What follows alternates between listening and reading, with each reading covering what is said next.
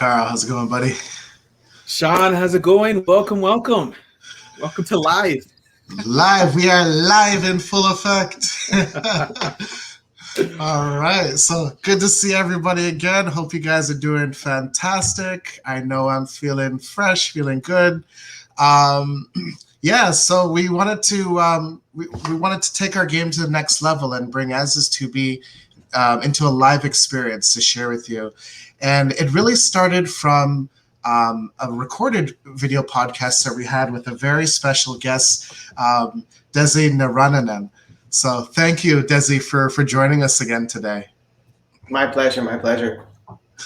All right. And during the first part of this series, we really unpacked some critical information about the 4 pillars dealing with transformation and your overall success. And I found that we were just starting off a really invaluable topic and a whole wealth of knowledge.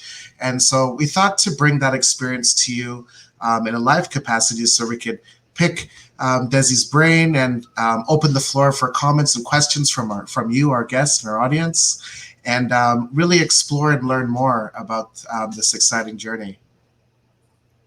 Sounds like a great plan. I'm excited. Right on. Cool. So maybe first what we can do is a bit recap and an overview. Desi, if you want to give us an overview of the 4 pillars model, and then we can start to unpack from there. Yeah, that sounds good. Thanks, Shawn. Thanks, Carl. So the 4 pillars, it really came from a corporate environment. A lot of people that might be looking at this podcast know about the structured continuous improvement, or Lean Six Sigma, as we call it today. As I became a practitioner, it became important to me to take those, consulting practices for families and communities and people, so that we can apply those principles and get sort of accelerated transformation in our families and our personal lives. And that's how the 4 pillars were born. And like it says, the 4 pillars, there's really 4 major components to it. And the first pillar is called study. We got a graphic up here that kind of pulls it all together, so that's fantastic. So you'll see, if you look at the top right, the first pillar is study, and what that means is you study yourself, you study the environment, you study the country that you live in, you study how things actually work mechanistically around you, and in that insightful endeavor of studying, you figure out how you want to be in this world. Do you want to be a Lean Six Sigma practitioner like Carl and Shawn? Do you want to be an investor, or do you want to be a bricklayer? How do you want to express yourself in this particular world and sustain yourself? And that's that picture over there. It looks like a person in a hammock, because when you're doing exactly what you love and you find your fit in the world, that's kind of how it feels. So the first pillar is just studying yourself, studying the world, to understand what your true north is, or how you fit. Of course, once you figure that out, the next thing is to devise a plan to actually get there, right? And that's what strategy deployment of the second pillar is about. And it's called deployment because deployment resonates with action. It's a verb. You're trying to deploy something. This is where I want to be. What are the things that I got to do? What are the ingredients I need in my life? What are the relationships? What are the resources I need? And how do I push them forward to get to that particular place? So after the study plan, the second pillar is strategy deployment. Now, so Desi, all of that is go ahead. Yeah, let me unpack that first before you go through all of them. I want to go start right back from the study. And so what would you say would be the very first step in that? Like, learning this concept is one, but how do we apply it? What would you say is probably the first thing you need to unpack and be prepared to do? Yeah, the first thing you should is to sit back and look at your personal inventory in your life. How many kids do you have? How many spouses do you have? And be really honest about what's working and what's not working. Very, very important to the 4 pillars, and I don't typically talk about this in seminars, but when we start to unpack where we are, what are the ingredients in your life, as human beings, we start to judge. We start to think, I'm a bad husband, I'm a bad father, I'm a bad wife, I'm not a good teacher, I'm not. So that's all the judgment side of things. So when you study your life, you want to take an inventory without adding that kind of judgment. It's a difficult thing to do. But judgment clouds your ability to actually design a systematic plan to get you to your true north. A very old mentor of mine once told me there are 2 things in life. There are commitments and there are constraints. commitments are the things that you want, and the constraints are the things that you need or on the way to get where you want. So we tend to put those together. So, if I ask, and he says, or she says, I want $1 million, the first thing that comes to mind is all the things that would get in the way of that $1 million.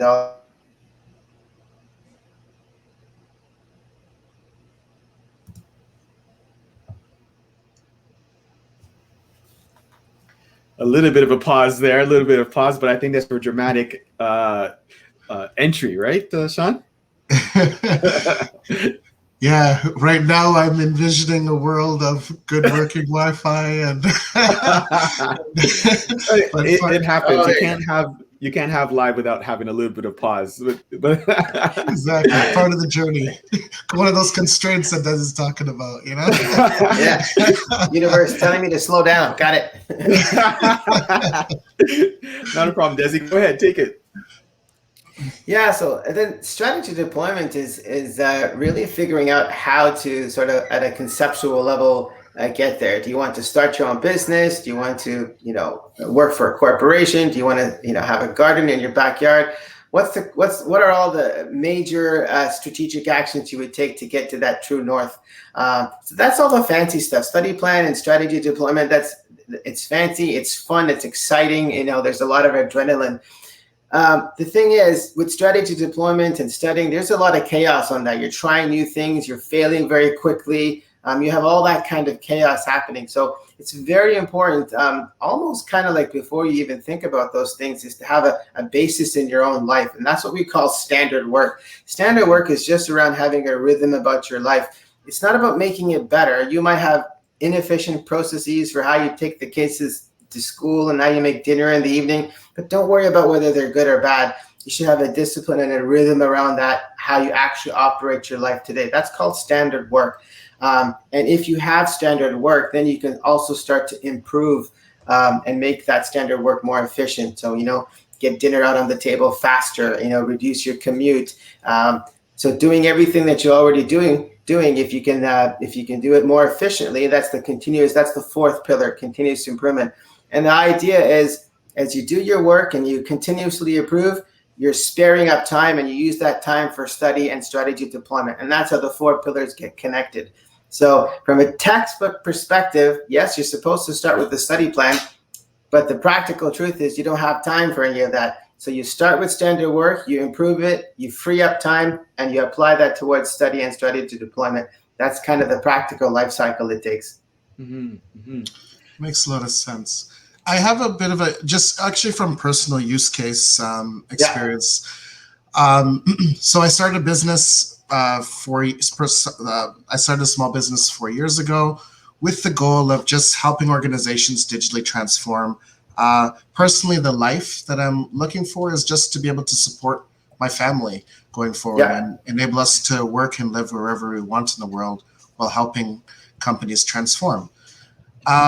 The part I've always been challenged with is the strategy deployment part, because I've seen examples with like extremely long-winded business plans, like novels, and I've seen other strategies where they do it literally on a napkin and they figure it out as we go. And personally, I've struggled with what's the balance, or how much or how little strategy do I need to figure out, especially in the early stages when I don't necessarily know exactly how 2 to 3 years or a bunch of activities will look in a longer period of time.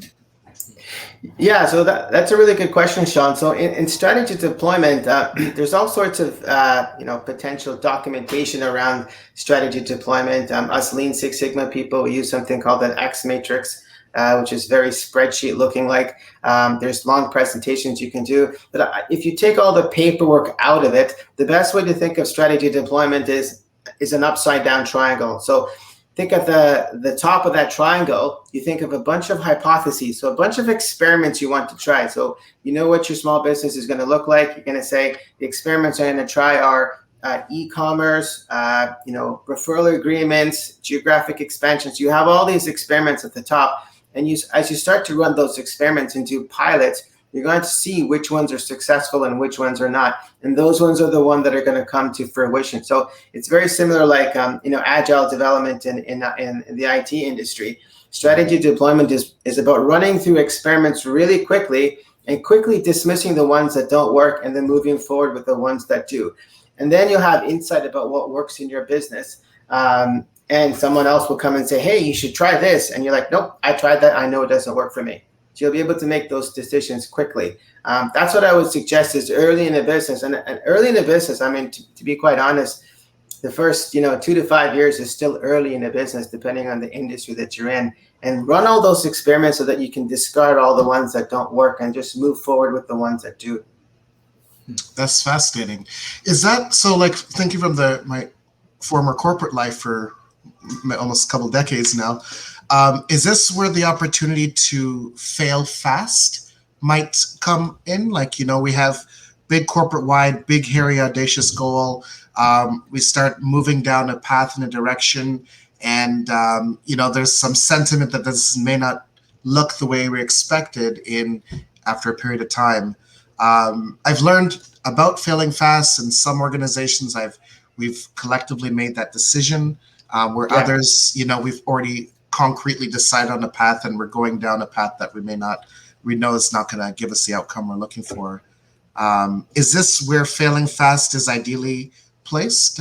That's exactly it. You want to fail fast. You want to be meticulous about your experiments, and you don't want to get caught up in the documentation of this and and making everything so crystal perfect. Like as an example, if you think training seminars might be something you could be a viable path in your business, come up with a quick syllabus, call up 100 people on the phone, say, I want to do this, do 50 seminars and just see what the results are and ask them, hey, would you be willing to pay for this? Just as a founder, as an entrepreneur, just get that done like really quickly, like get it done in a week, don't take months to do that, get it done. Because then you can find out real time whether that kind of way of doing business works, and you can say, no, doesn't work for me, or yes, it does, and that's a possibility. So I like to do those things pretty quickly, and it's not a very disciplined approach into failing fast, but it's about getting through that phase as quickly as possible so you can separate the ideas that don't work from the ones that do. And I can tell you from my own experience, I mean, people laugh at me, but I've had it for every one idea that's actually worked, at least in my own business, 99 have failed. So I got a track record of failures. It's ridiculous, but it takes those 99 failures to figure out the one that actually works, Yeah. Desi, you have another version of these 4 pillars, and you've named them in such a strategic way. I'm wondering, can you put some meaning behind that as well, as I shared on the screen for you? Yeah, sure. Go ahead. Yeah, so this is what you see on the screen is what we do for some of our corporate clients. So the corporate language is a little bit different. So we talk about strategic traction. And most corporations, as you start to get bigger and bigger, it's difficult for them to kind of harness the collective genius of their organization to move forward strategically. They get caught up in the operational side of their business. So even getting a little bit of traction strategically is a huge value to a corporation. And of course, when you become a big corporation, resource management is huge because, you have employees, middle management, senior management, everyone trying to manage their resources. And as it's small organizations can learn quickly, but large organizations find it difficult to share knowledge. As you guys know from the digital space, in order to share knowledge properly and well, documentation is important information flow, databases, and not all companies have these things. So there's a lot of great work happening in one place, and another part of the company doesn't benefit from those insights. So in a corporation, in a larger corporation, they need to look at how best they can get that strategic traction. The other thing is when you work with a lot of people and you're really in the business of continuous improvement, I would say 3 important behaviors are super important: integrity, judgment, and choice. I'm going to take just a second to explain those things. So integrity is it's an accounting thing. It's a reconciliation. It means, you say what you do and you do what you say. You plan your work and your work your plan. So it's that ability to reconcile, right? when you're able to say anything and deliver on whatever you say, even if it's the smallest thing, there's a certain psychological impact that it has on yourself. You actually gain a little bit of power on the inside. And because you have that little bit of power inside, when you walk into a room, other people can sense that little bit of power. And the next thing that you declare, the next thing you deliver, you have another nugget of power. So what happens mostly is people are loose about what they say and loose about what they do, and they are constantly losing that power. And when you constantly lose that power, you don't get heard as much, you don't get seen as much, and all of this kind of stuff happens. So integrity is super duper important. It doesn't really matter if a couple of people came to the meeting 5 minutes late. What does matter is that you lost a little power in doing so. And that's why integrity is super important in the 4 pillars. The other thing is judgment. So, as continuous improvement people, we always have to compare our plan with our actual results. So, we wanted to make $1 million in revenue, but we made $800,000. So the gap is 200,000. The judgment you can put onto that gap is that we suck as an organization. So we got to be really disciplined about measuring the gap, but not adding judgment to the gap, because judgment is another way to eliminate, get rid of people's power, right? And the last most important thing is the concept of choice. When we're working with people, no matter how much we want our employees, our management, or anyone we're working with, no matter how much we want them to do something, we have to make a request of them, and we have to give them a completely free choice to accept or decline that. That's a very, very difficult thing to do. But when you're able to really elevate integrity, judgment, and choice in an organization, I can tell you from experience, you completely unleash that organization in unexpected ways. And as a person who's in the business of creating reliability and consistency, what I like most about creating reliability and consistency is it creates a space in my life for unpredictable things to happen. And that's actually the part of my life that I enjoy the most. Everyone thinks I like to make everything extraordinarily streamlined. The truth of the matter is, if you take everything in your life and you can squish it into a box, then you create this space for things to flower that are kind of a surprise in your life. And that's the part that's really, really fun. Think about your life. What do you like most about life? It's all the surprises that you get, right? But you need to make room in your life for that. And that's what the 4 pillars actually does. It creates that room. Question for you. The deeper you get from initial envisioning to deeper planning and even agile development, do you, as the further you go down the path, do you find scenarios in which companies alter their strategy as a result of what they're learning as they go deeper? Yeah. They definitely do alter. As long as you alter that particular path using, like a PDCA kind of cycle thinking, right? Plan, do, check, and adjust. So as long as there's a systematic way of changing course, and by systematic, I mean it's insightful. You've determined a root cause.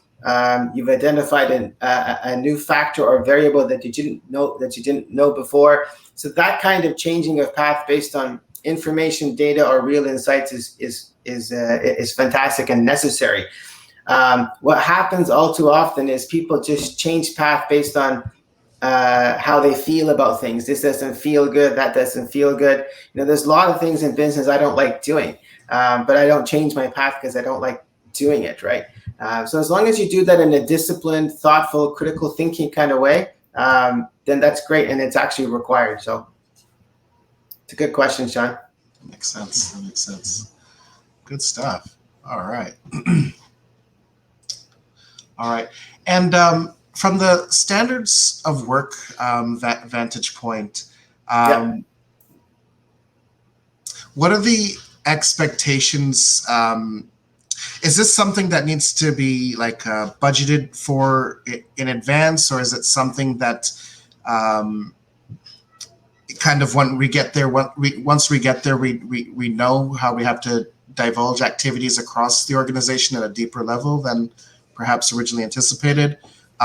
Basically, how can companies prepare themselves for longer term ability to reach your strategy through the standard of work framework? Yeah, That's a good question. So, like a lot of things in structured continuous improvement, it falls into a hierarchy. So, typically, what happens in a company is you imagine a company. It's got dozens of different departments, and so the accounting people, they have their standard work, and the finance have their standard work. Sales has theirs. The best way to create streamlined standard work is to go from the top down. So, if you go to the top, what's the standard work of the executive team? They're accountable for the financial success of the company, mitigating risks and all that kind of stuff, right? Shareholder value. So what I like to do is start with the standard work at the leadership level and then cascade that down like in order to conversation. So if you have the CEO that says, this is what I got to accomplish, then you go to the next level. What do we have to accomplish to support the CEO? And then you go to the next level. What do we have to accomplish?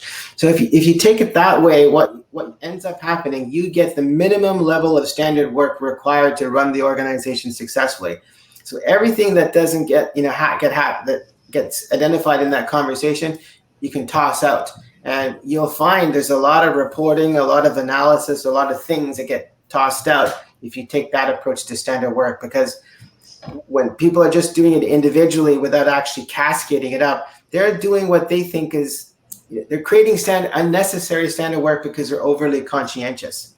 Standard work is something where you want to do the least amount to get by so that you can devote more time towards strategy and deployment. That makes sense. Is there a way that an organization who wants to change or alter their strategy or rethink their strategy, is there a way for them to forecast what the spend might look like, or what kind of expense they'll incur to change themselves or transform? Is there a methodology? Yeah. I mean, it comes down to how fast you want to transform. And really, as having done consulting for the last 20 years, no matter how fast I want an organization to change, they got a particular wavelength. They're going to change at a particular wavelength. So if you got say one business unit and it's 500 employees strong, you want to implement the 4 pillars: strategy, deployment, study plan, and everything else. You can expect in 1 year, it's probably something of the order of if you were to hire a consultant to help you out, probably like $50,000 in coaching or something to get them rolling in the first year. You don't want a consultant to come there and do all the work for you. You want that person to come guide you. But in a $50,000 kind of framework for that size organization, you can get the 4 pillars rolling. In the first year, most of the time gets spent, depending on the organization, really on standard work and continuous improvement. And that frees up the time. And we spend a little bit of time in strategy deployment to get them sort of loosely understanding how that mechanism works. It's in the second year that they get a lot deeper into strategy deployment. In the first year, if they're struggling to run the business and there's all sorts of fires every day, no one's going to be thinking about some of these concepts that we talk about in strategy deployment. So that's kind of an order of magnitude. That makes a lot of sense. I'm curious, Desi, a couple of things. One, the length of time it took you to come up with these terms and these concepts, like let's do a little bit of reverse, some of your background and how long it took you to get to here. And then a follow-up would be, is this applicable from small, medium, large enterprise legacy companies, and do they start in different orders? So let's first talk about, coming up with these concepts, the perfect storm, design your ship, build your crew, and get started. I know that didn't take overnight for you to come up with these concepts. So let's unpack that a little bit further. Yeah, I had to actually become a full-fledged practitioner before I could start down, putting this comprehensive package together. So I had to be an experienced Lean Six Sigma practitioner. That took me around 15 years, I would say, just to get to that point. And it's only looking at the gaps of my practice, the projects that didn't go as well as I thought they could. I looked at all those gaps, and then it helped me sort of to formulate the 4 pillars. And even then, it wasn't crystal clear in my mind. So this is about where we're at 2021. So this would have been about maybe 8 or 9 years ago. I had a goal of taking all that corporate knowledge and making it available to families and communities. So at that time, I took 10 families, 10 distressed families, single parents, financially stressed families. I took 10 families through the 4 pillars. We designed a current state, a future state, and none of this was for monetary reasons. This was just for me to implement and collect data to see if this crap actually works, right? so or is it just in my head? So, but yeah, it worked. Of the 10, 2 people ended up leaving the program, but of the 8 that continued with the program, it was all successful. So I know that's how it took me time to put, and I have workbooks with this and all sorts of homework assignments, but it took that volume of work to actually put together a package where people could apply it, right, and not use all the corporate lingo that we typically use. So yeah, and that's why the second question is probably. I'm just curious on how does a company look at this and say, okay, how can this apply to me? So would you say, you give an example that you started with a family, which is the original corporation, right? Yes, how that's does right. this work? Yeah. Now, how does this work with a startup, with a legacy enterprise company? Is there any difference, or do you feel that this can work regardless of the size of the corporation? Yeah, so instead of startup or mature company, you can broadly take all companies and put them in 2 categories. So category number 1, which is typically a mature company, is a company that's got a tremendous amount of sales, but is struggling to create efficient capacity to deliver to those sales, right? That's one type of company, right? It's a mature company. So for companies like that, they're trying to create capacity. The best place for them to start would be standard work and continuous improvement, and they can get time, right? If you're a startup company, so it's the opposite kind of situation. You have capacity, but you have limited sales. That means you're thinking about value proposition. What are the the customer segments I want to attack? So your sales are small, but you've got a strong product set and a strong team. The best place to start there is the study plan and strategy deployment, that experimentation. Because even if your operations are not that efficient, what's the point optimizing a back office if you don't have that, if you don't have the sales to deliver into, right? So broadly speaking, those are the 2. Is the sales high and the capacity low, or is the capacity high and the sales low? And that's how you know where to start. And would that represent to the indicators where a company knows they're going to require this? Like, what are some other, I guess, indicators that a company can recognize? Say, okay, you know what, this is probably something we need. Or I only need maybe section 3. Section 3 talks about, building that team, that ship, but I think I got everything else beforehand. Like, how does a company recognize where they are in this journey and if they actually need this? Yeah, so you can talk to a senior leader in the organization, and you can have a conversation to get where their emotions are at. So if they have fear and risk in their emotion, if they're feeling like they're always worried about the business, so that's a company that needs to talk about strategy deployment, because they have enough capacity, but they're worried about the future. And any senior leader, if they're worried about the future, it's only because of sales and revenue, right? So if you have a conversation, you don't need to ask them, are you afraid? But you can get a sense, right? You don't ask that question? You don't just ask me your My wife asked me that question, but I don't ask anyone else. Sorry, continue. Yeah. And then the other question, if you see a senior leader in an organization and they're very tactical in their conversation, they're asking about, oh, we need to do this and that department and this meeting and stand-up meeting here. They're very tactical in that organization. That's an organization that's got a mechanism that's working and delivering into sales. If you feel that kind of flavor in the conversation, the thing to pitch to them is, efficiency projects is to pitch continuous improvement and standard work. That's most likely the right place to start. In the end, if you get people's attention, the best thing to do is to have a discovery call. We have a detailed assessment where you check off this, check off this, check off this, and it tells you what to do and what proportion of the pillar to do. And we can always guide people through that kind of assessment. But at a high level, you can just do an emotional check, and that's kind of what it feels like. Yeah. I feel like this model can apply to companies large and small, whether you're brand new, a startup, you're long tenured, across industries. Yeah, literally, this is a kind of a plug and play model that can apply to even our personal life, really. Yeah, absolutely. Yeah. And you don't need to do everything in super detail. I mean, when I start to apply the 4 pillars in my own life or other people's life, we just kind of, you allow mistakes and you allow some subjectivity. You just want to get the 4 pillars operational in your life, right? The strategy deployment piece can be a little bit technical. For corporations, as you gentlemen know, continuous improvement can also be quite data intensive.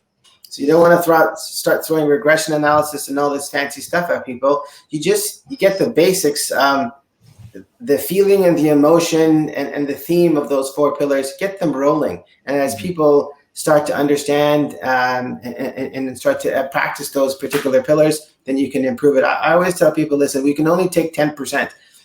So wherever you are, like, I don't care if you need to become an Olympian at the end of the day, but we can only work on 10% improvement right now. Once you get to that new state, then you can work on 10%. You can do those 10% quickly. But, if you told me, as a Desi, you got to participate in the Tokyo Olympics, get onto the plane, I'm like, that's not going to work for me, right? I think what resonates with me what this resonates with me is that the fact that I remember when I first started learning Six Sigma Lean and the concepts of standard work. So just for the audience, me and Desi go way back. He was my mentor and got me to a path of, I would say, easier to apply these concepts of Lean Six Sigma and continuous improvement standard work, because at that young age, that young buck always wanted to use every single tool, and it was probably a little bit more complicated than necessary. But I like it that you use this and it can be used for everyday life. So it's a corporation, but you actually started with a family. Yeah. If I myself just wanted to use this, you have the same approach, you have the same decision, you have the same emotional interview with someone like myself. Absolutely. I'm fundamentally interested in people. So when I go to a corporation, I've learned to undress the corporation. I just see the people. When I go to a family, I just see the people. My interest is fundamentally in people, and everything else is subordinate to that. That's where my just interest in life is. It's in people and that and kind of interaction. So yeah, absolutely. If I was working with the family, I was working with yourself, I'd probably have you and your significant other and children. We'd go in front of a board and we'd just say, hey, so what does the future look like to you? And that's how ambiguous it would be. I wouldn't say, what's your future state? I said, what does the future look like to you? And then I would start to see, you have a family, everyone's got a different picture of the future. Then we can find the common denominator, right? We can find this is the future that we can. I always tell people, like, imagine you're running, this is a good subtle point. Imagine you're going on a jog with 5 different people, right? Now, you can have 5 people that are running a 5-kilometer race, and each one is actually running an individual race, right? But they happen to be running it together. And then you have another group of 5 people. They're all running the same 5 kilometers. So right. One is a team, and one is just 5 runners on the same path. It's very, very different, right? The 5 runners individually have 5 different goals. The 5 runners running together have one goal of 5 kilometers. So when you work with the family, I try to figure out what's the goal that you guys have, what's the common goal, and then design a comprehensive plan to reach that particular goal. That's what we would do. Yeah. Man, that's fantastic. So, just in closing, how can people learn more? I mean, I'm really seeing the value of the True North now. And how can people reach out to you, find you, learn more about the 4 pillars and their ability to find their True North? Yeah, I mean, we have we have seminars posted onto our website, buildingperspective.com. If you go to the training section, there's seminars on all sorts of things, including the 4 pillars. And we give these seminars quite regularly. That's quite happy to do so. If you just want a free version of it, you can just give me a call. I'll probably chat you on the phone and help you out with your. I find the best thing to do is to get some tips and advice that are going to help you right there. And then if it works for you, like for everyone else, the 4 pillars is just an experiment as well. It's a hypothesis. So I like people to taste it and try it, and if it works for them, hey, I got this little piece, then it's kind of worth investing in, right? Then you can do the next. I'm a cynical guy, right? So I want to taste test everything first. Well, that's awesome. So I'd love to, I just want to say again, thank you, Desi, for joining us today and allowing us to explore further in a live capacity to people right around the world. So I do appreciate your time. Thank you. Shawn, Carl, it was my pleasure. Thank you so much. And, Carl, brother man, as always, has been a peach, Yeah. We do. Our first live. Yeah. First live. Thank you. I loved it, Desi. Thank you for helping us pull out our first live event. Oh, it's fantastic. Thanks, guys, for having me on. Right on. And final word of thought for everybody, so stay cool, everybody. Have a wonderful weekend. And remember, you can live your life as is, or you can choose to taste a dream of where you want your future to be. Peace. Peace.